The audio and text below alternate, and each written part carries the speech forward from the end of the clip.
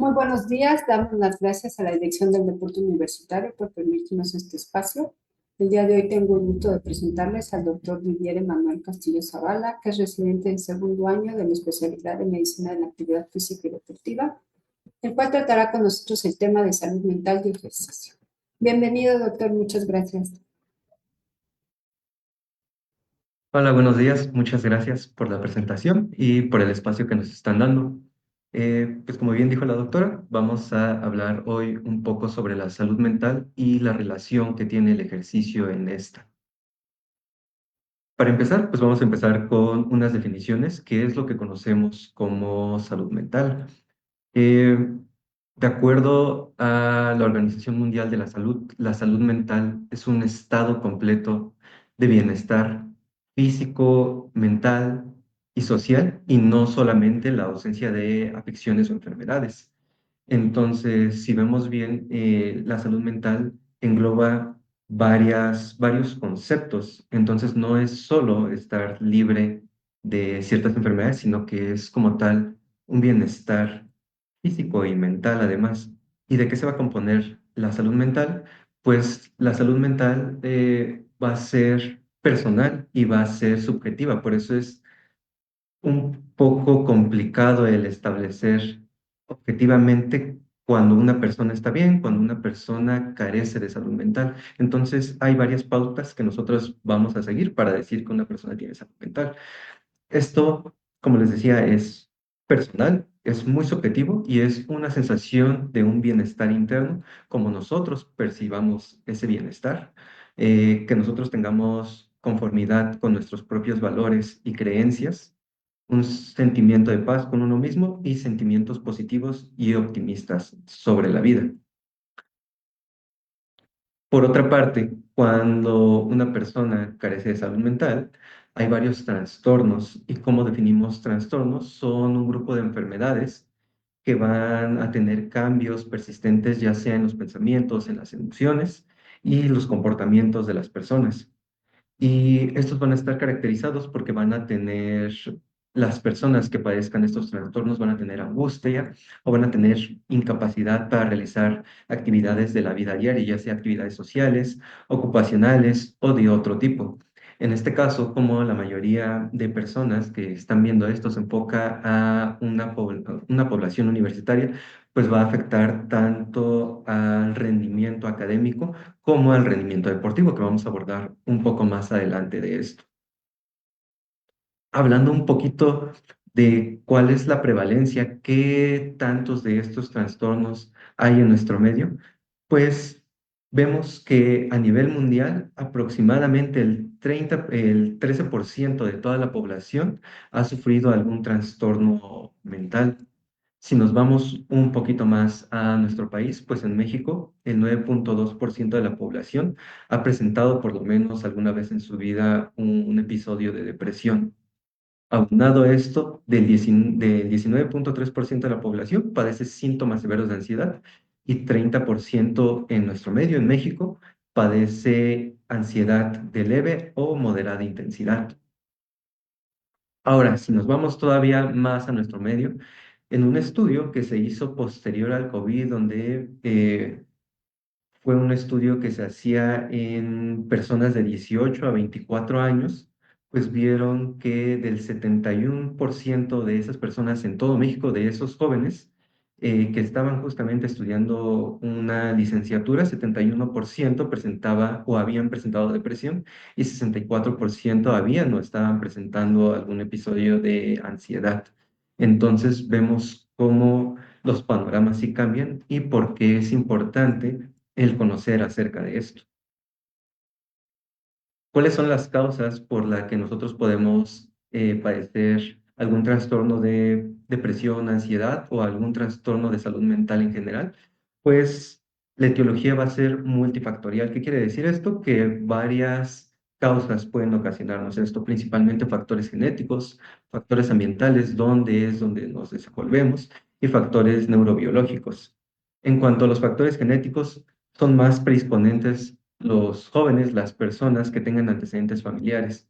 ¿Qué quiere decir esto? Que si mi mamá, si mi papá, si abuelos presentaron o están padeciendo depresión, ansiedad u otro trastorno de salud mental, es más probable que nosotros podamos tener alguno de estos trastornos. Los factores sociales, dónde nos desenvolvemos, con qué personas convivimos. Si nosotros tenemos aislamiento social, es más probable que lleguemos a padecer alguno de estos trastornos. Y en cuanto a los factores biológicos, hay un desequilibrio de los neurotransmisores. Entonces, problemas hormonales, enfermedades crónicas también pueden llegar a desencadenar esto. En cuanto a los factores psicológicos, eso ya nos va a estar hablando sobre la baja autoestima, sobre pensamientos negativos o traumas psicológicos que tengamos. Entonces es muy importante conocer cuando a nosotros, si nos llegan a diagnosticar ya sea depresión, ansiedad u otro trastorno de salud mental, el conocer la causa de por qué es que estamos teniendo eso, porque con base en eso es como cómo van a tener un tratamiento de forma adecuada. Como nosotros nos vamos a enfocar más al deporte, pues aquí les puse esta diapositiva que el sedentarismo, el comportamiento sedentario, no hacer actividad física de manera regular, se ha relacionado con el desarrollo de trastornos psiquiátricos.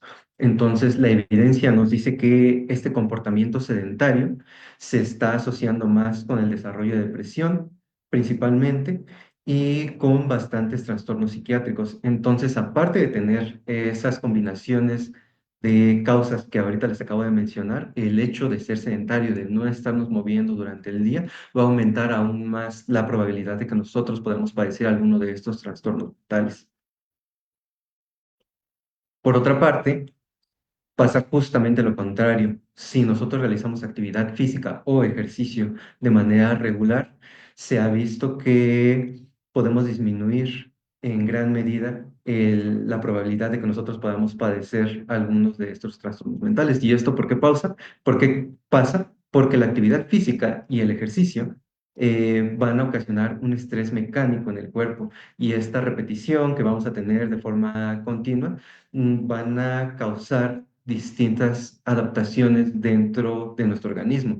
Vamos a aumentar la fuerza física, la resistencia, también ayuda para la densidad mineral ósea y una aptitud neuromusculoesquelética. Y esto nos va a ayudar a que nosotros tengamos una funcionalidad independiente, a que nosotros podamos regirnos y que no necesitemos ayuda para hacer las actividades físicas de forma diaria y esto en consecuencia trae, por lo tanto, un menor desarrollo de estos trastornos mentales y ahorita vamos a ver por qué es que pasa eso. Yéndonos de fondo a algunos de los principales trastornos mentales, vamos a verlos de manera resumida, pero pues aquí les puse de los principales, el trastorno depresivo. ¿Qué es lo que pasa? Como ya vimos, tenemos tres principales ejes, que es el factor psicológico, el factor biológico y el factor social.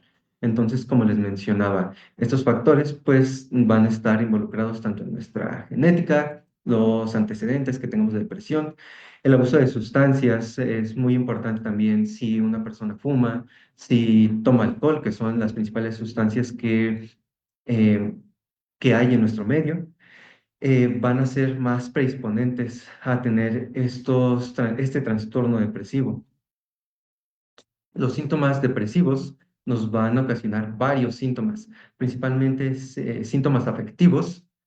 ¿Qué quiere decir eso? Que no vamos a poder desarrollarnos de forma adecuada. Hay personas que tienen estas barreras afectivas que no pueden em, mostrar de forma adecuada esas emociones en el medio en el que se desarrollan. Los síntomas cognitivos va a estar relacionado con eh, más pérdida de memoria a corto plazo, entonces por ende a menos rendimiento escolar y académico. Los síntomas somáticos se van a sentir cansados, van a tener eh, debilidad muscular, pueden llegar a tener dolor músculo-esquelético sin que tenga una causa aparente. ¿A qué me refiero con esto? Que las personas no hayan tenido algún antecedente de traumatismo, o sea, que no se hayan lesionado, pero ellos sientan ese dolor.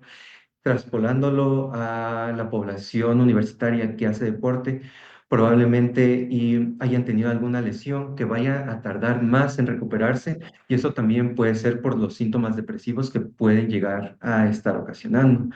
Y en cuanto a neurovegetativos, podemos tener algunas alteraciones neurológicas, ya sea dolor de cabeza o parestesias. Eso quiere decir que no sientan o sientan de manera normal alguna parte de su cuerpo y eso también puede desencadenarlo, estos síntomas, o más bien la depresión puede ocasionar todos estos síntomas depresivos.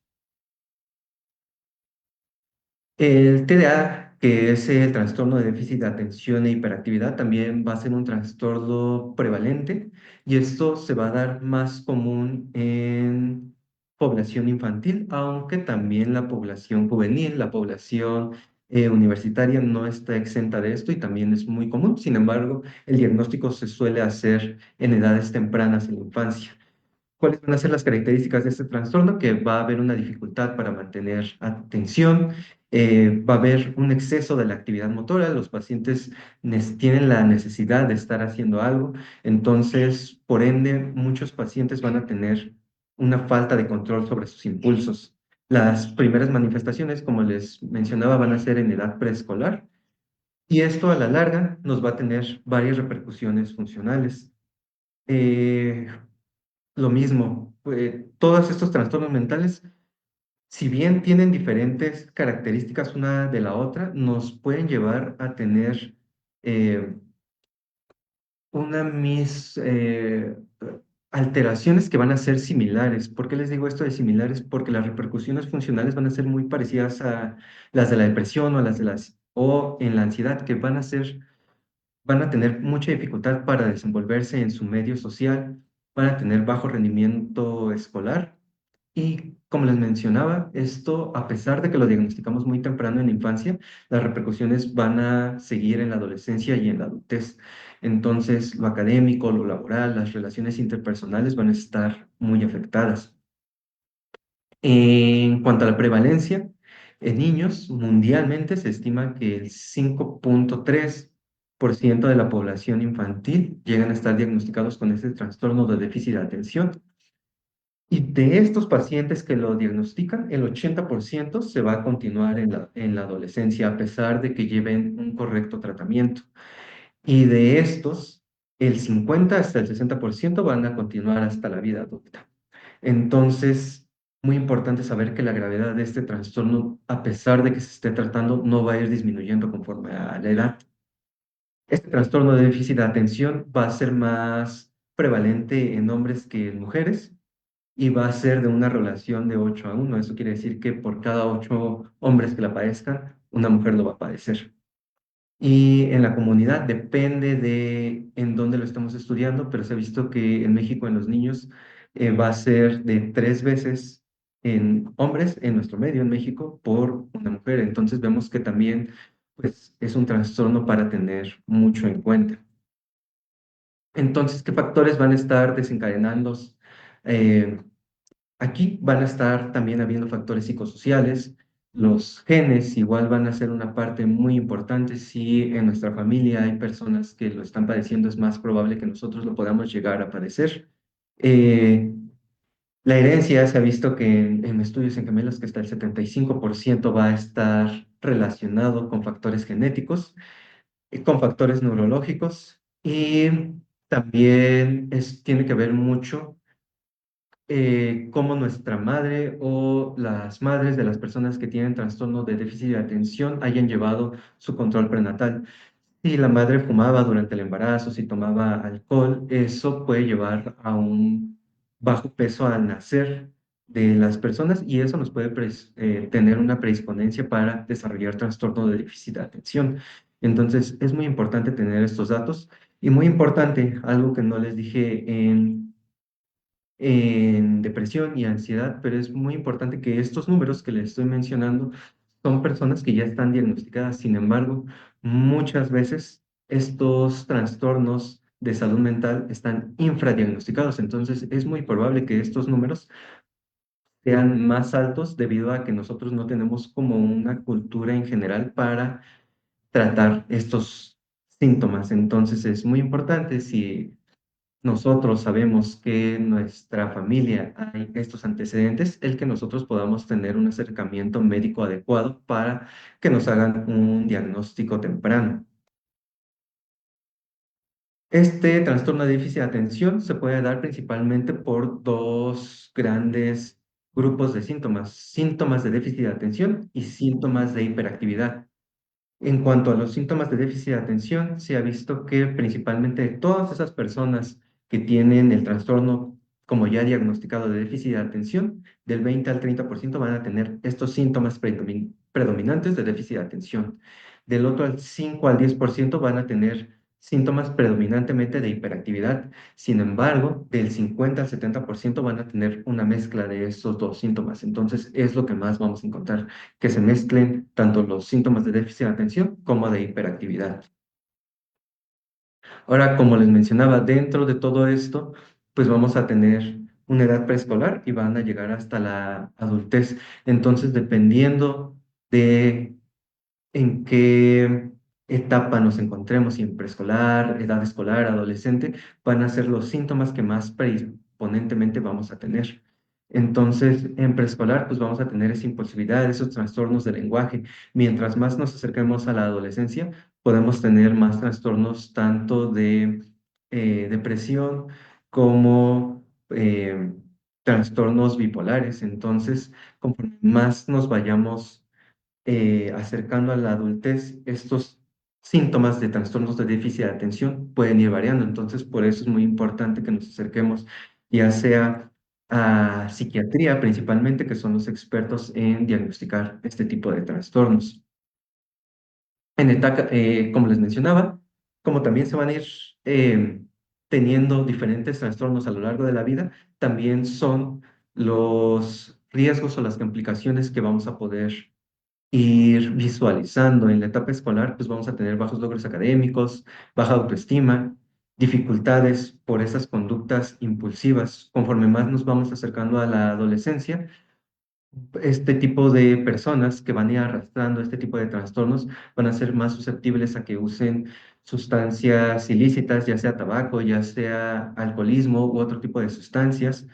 Generalmente este tipo de personas, no es que todos lo padezcan, pero se ha visto que este tipo de personas se acercan más a deportes extremos, conductas sexuales de riesgo, que tengan, o más bien que sean conductores irresponsables, que sean personas que discutan más, que desafíen más a las autoridades, y ya cuando nos acercamos a etapas adultas, pues nos van a predisponer a dificultades interpersonales, ya sea con pareja, con amigos, y eso se va a relacionar con justo esas relaciones inestables.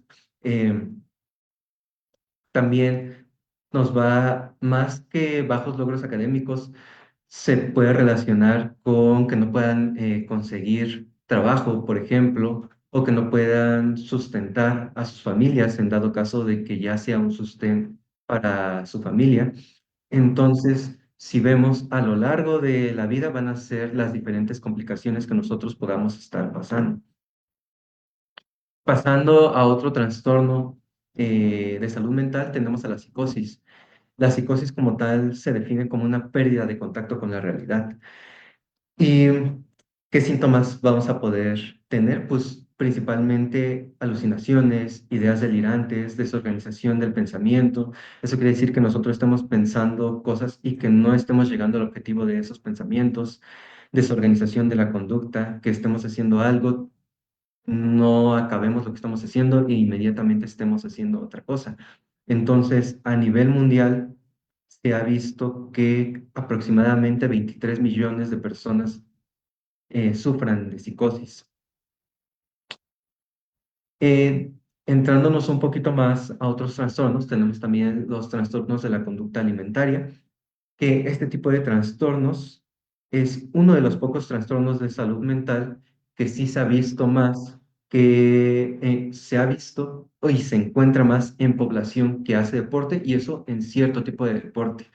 Por ejemplo, las personas que hacen danza, las personas que hacen fisicoculturismo, nos podemos encontrar más con este tipo de trastornos que en personas que no hacen dichos deportes. Aquí juegan los factores culturales, ya sea lo que nosotros entendamos por belleza o por éxito, la presión social que estemos teniendo, ya sea de compañeros, eh, de familia, la internalización ideal de delgadez, ya sea porque nosotros pensemos que una persona más delgada sea sinónimo de salud, las dietas restrictivas, ya sea porque alguien que es ajeno a el medio, o sí que sea ajeno al medio de salud, nos recomiende dietas o que nosotros veamos en internet, también van a ser factores muy predisponentes para que nosotros desarrollemos estos trastornos de conducta alimenticia. Si nosotros tenemos experiencias traumáticas, va a ser más importante o va a ser más predisponente a que nosotros tengamos esto. Entonces, en relación al cuerpo, el maltrato físico, las críticas sobre nuestra apariencia van a hacer que nosotros desarrollemos este tipo de trastornos de conducta alimenticia. Eh, Esto va a ser un círculo vicioso, ya que estos trastornos de conducta alimenticia van a hacer que nosotros desarrollemos otro tipo de trastornos o que ese tipo de trastornos, por ejemplo, depresión mayor, como aquí se los puse, sea más frecuente que nosotros desarrollemos trastornos de conducta alimenticia. Las personas que tienen ansiedad es, van a ser de 40 a 60% más probable que desarrollen estos trastornos de conducta alimenticia, o los que tengan trastorno bipolar van a ser de 65 al 78% más probable que desarrollen esto.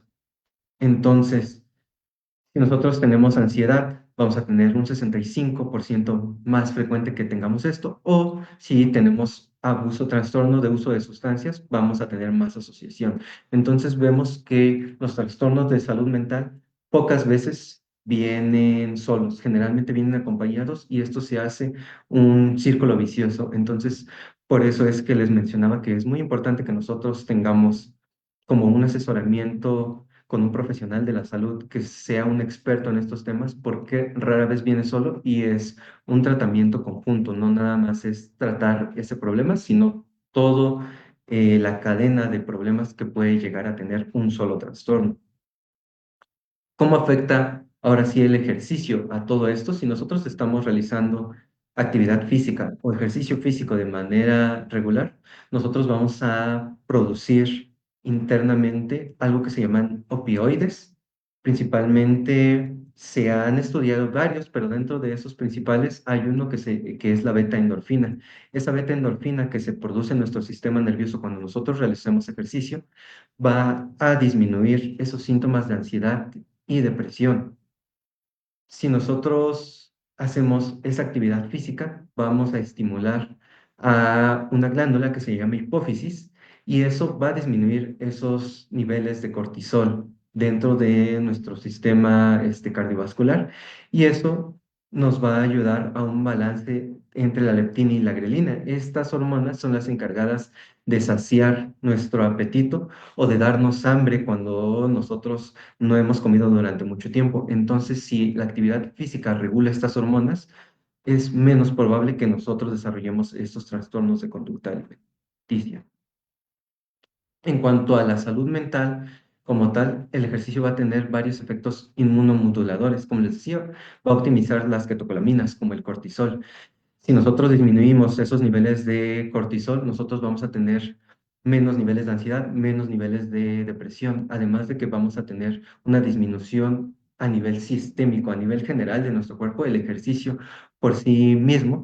Obviamente, aquí hay varias pautas que vamos a tener en cuenta porque debemos de saber qué es lo que buscamos con el ejercicio. Y un ejercicio a intensidades vigorosas, por ejemplo, puede ocasionar lo contrario. Sin embargo, ejercicios de moderada a leve intensidad sí van a tener esa inflamación, a disminuir esa inflamación sistémica. Entonces, ¿cómo va a hacer eso? Lo que les mencionaba, va a aumentar esos niveles plasmáticos del factor neurotrófico cerebral y también va a ayudar con otras enfermedades que tienen que ver con el sistema nervioso. Por ejemplo, una de las principales se ha visto que con la depresión, la ansiedad, pero también nos va a ayudar contra la protección de Alzheimer. ¿Cómo nos va a ayudar también más? Hay estudios recientes que ya se ha visto que si nosotros empezamos a hacer ejercicio, salud mental desde la infancia, vamos a tener menos probabilidad de que nosotros en una edad adulta desarrollemos depresión. A niños, a adultos mayores, sobre todo, el empezar con ejercicio se ha visto que también esa progresión de la depresión y de la ansiedad va a disminuir drásticamente. La aparición de ansiedad, de agorafobia, que es que nosotros tengamos ansiedad ante situaciones específicas, van a disminuir mucho, y también con los trastornos de estrés postraumático.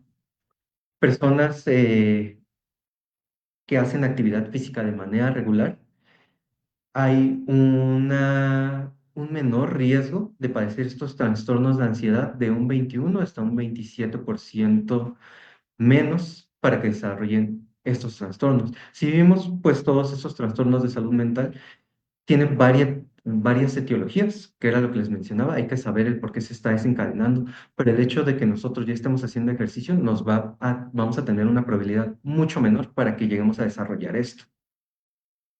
En cuanto a la depresión, el caminar o el correr se ha visto que es igual en mujeres que en hombres. Sin embargo, les menciono, el caminar o el correr puede ser diferente para una persona y para otra persona, porque aquí ya vemos una intensidad que sea relativa para cierta persona. Alguien que ya está adaptado, quizás no le vaya a hacer el mismo beneficio el caminar.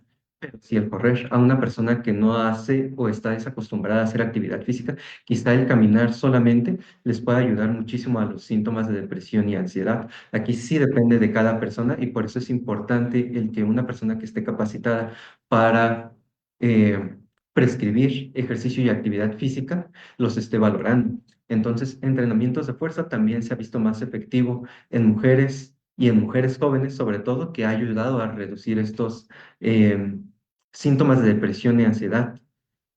La actividad física de moderada a vigorosa intensidad es la que también se ha visto que puede ayudar a reducir estos síntomas de depresión y ansiedad. Y en cuanto a uno de esos, hay un estudio en el que se ve que el yoga puede ser un poquito más efectivo en hombres y en una población de más de 65 años. Entonces, si ven aquí que vemos desde caminar, correr hasta el yoga, hay varias opciones para que ustedes puedan realizar ejercicio o actividad física. No solamente es el correr, caminar, sino es ajustar lo que a ustedes les guste para que haya un mejor apego a este ejercicio y a esa actividad física.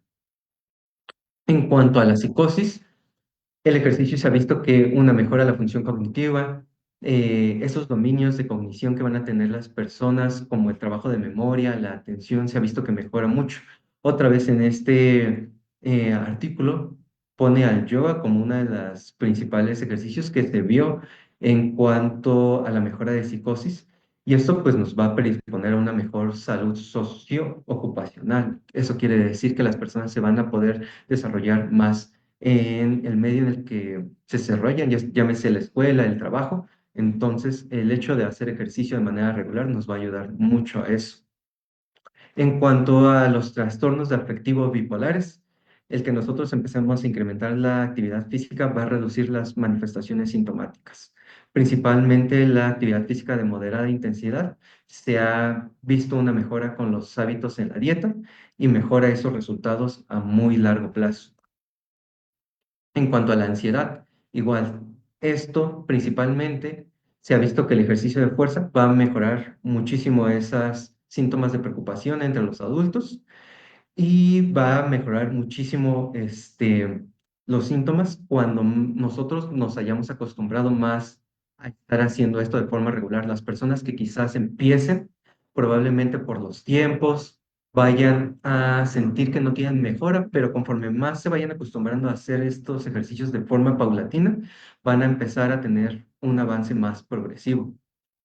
En cuanto al TDA, lo que les mencionaba, principalmente en edades infantiles, el que nosotros eh, tengamos o inculquemos a los niños a empezar actividades físicas, el ejercicio a temprana edad, se ha visto que mejora de manera significativa esas funciones ejecutivas y de la memoria, y por ende pues va a haber una mejora en estos síntomas del trastorno de déficit de atención. Es muy importante recalcar que en los niños las actividades físicas y el ejercicio deben ser de manera lúdica. Eso quiere decir que los niños vean el ejercicio como un juego, y esto los va a ayudar muchísimo a mejorar esos síntomas que tienen de trastorno de déficit de atención e hiperactividad. En cuanto a la depresión, como les mencionaba, el ejercicio va a ser una ayuda conforme a toda esa etiología, todas esas causas que nos van a predisponer a estos trastornos de salud mental. Entonces, el ejercicio va a ser un complemento a la terapia farmacológica, por eso debe ser un conjunto de expertos en la salud quienes tienen que estar tratando esto. Pero sí nos ha ayudado mucho a mejorar el patrón de sueño y a reducir esta incidencia de síntomas de depresión y ansiedad. Entonces, como les mencionaba, debe ser una acción entre profesionales de la salud mental, llámese psiquiatra, y profesionales de la salud física.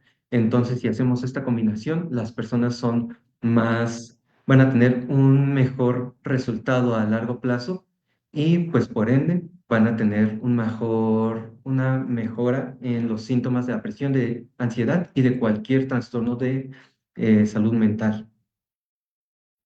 Entonces, ya para terminar, el ejercicio va a ser una forma útil para reducir cualquier trastorno de salud mental, como ahorita les mencionaba, y nos va a ayudar a reducir esos factores estresantes y desencadenantes.